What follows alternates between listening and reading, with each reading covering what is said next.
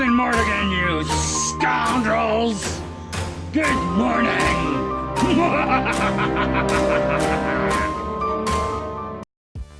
Scoundrels!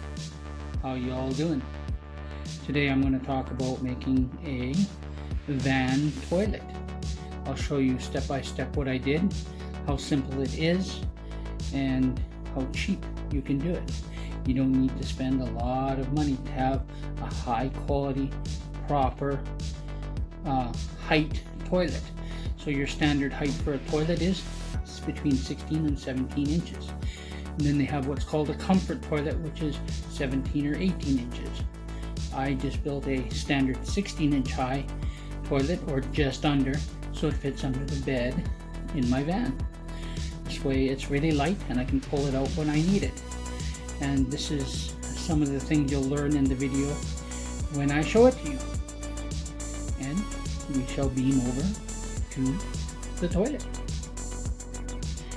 Okay, scoundrels, so what I did is picked up myself one of those standard milk crates. Then what I did is, I'll just turn it here, is on the bottom I took and found scrap 3-inch cedar boards, which is here, or sorry, 4-inch cedar boards, because I wanted a toilet that was just less than 16 inches, so it fit under my bed, which is also standard toilet height, so which would make it comfortable. And then I screwed them, then I made it so it fit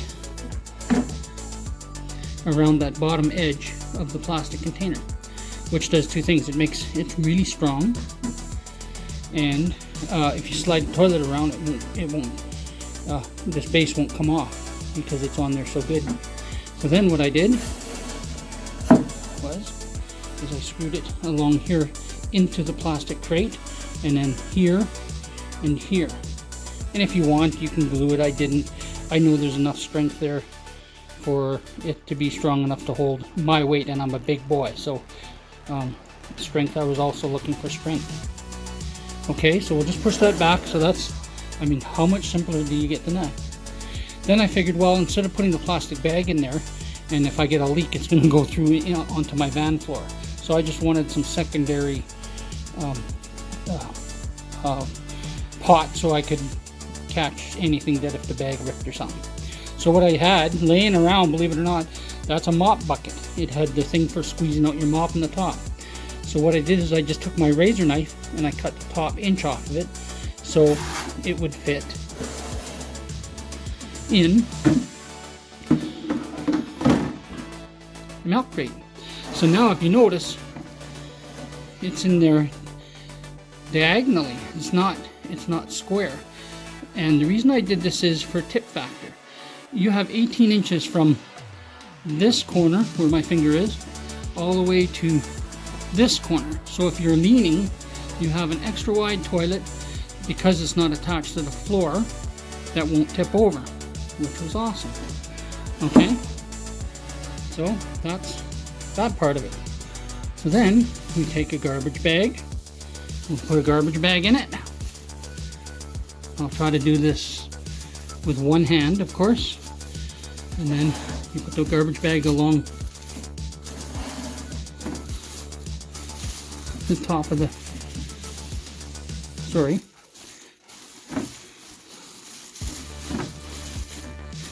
I'll get it here, just give me a sec.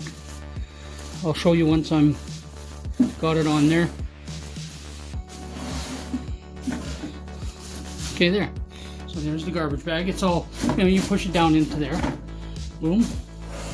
There's your garbage bag in there, and you've got the old mop bucket in there to catch anything if the bag rips or not. Okay. So I just gotta find it. So actually, that right there is the front of your toilet. Okay, so I'll push that back. Now, like, how much simpler you get than that? So then, the hardest part to make, which is still quite easily, I found a scrap piece of 3/4 inch plywood. And I went to my toilet at home and I just made a cardboard cutout which is right here. I'll show you. Skål! I made an alien head out of it. But I made a cardboard cutout of my toilet at home, and then I used that size for the lid on this DIY, I think that's how you say it, toilet.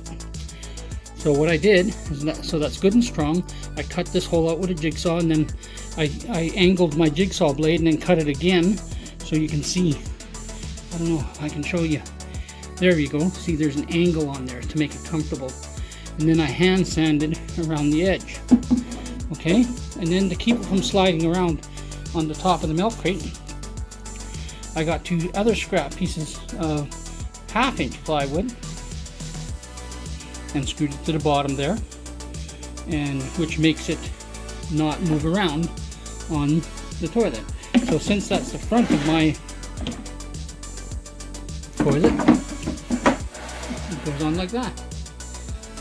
So now you've got the base, the milk crate, the mop bucket, the garbage bag, and the toilet seat. I'm not putting a lid on it because I want it to slide under my bed, and I don't need it because it's always going to stay clean like this.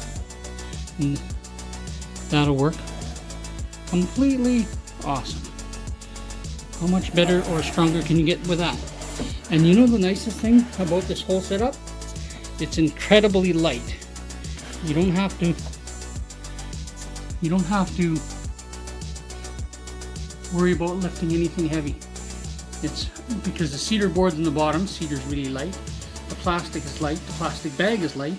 The bucket inside is light. The heaviest thing on the thing is the toilet seat, and that's incredibly strong.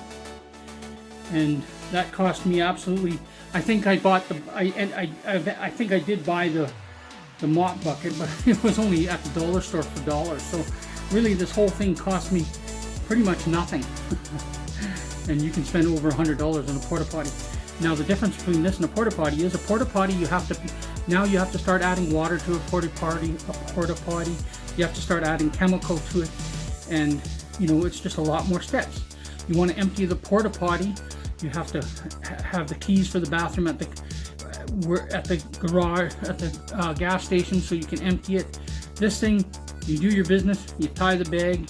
You can have another little sealed can if you can't throw it away right away, but as soon as you get to a gas station, you can just throw it in the garbage can because it's a tied off sealed bag, just like dog poop or whatever, right? And away you go. So I hope this helps you guys and show you that you don't have to spend tons of money to have a decent toilet. Skål! Skål!